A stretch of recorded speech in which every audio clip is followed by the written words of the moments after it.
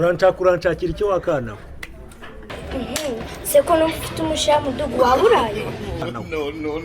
ujuje uzanwa hano no gutera amagambo umuyobozi w'umudugudu ariko ibyana by'iki gihe mwabayemo kuki mutajya disipurine umudugudu wawe uraruhinga ubwo weza abajura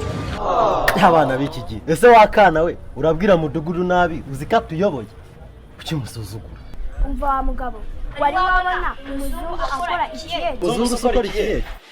niyo mpamvu rero uyu mwumbati wawe utanyobora umwumbati umva wakana we reka nkubwire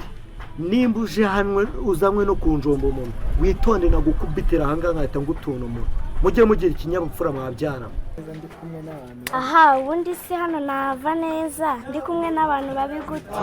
mbese ushatse kuvuga iki shaka ushatse kuvuga ko se gute nta nk'abapfuna nani pusi bambika bamba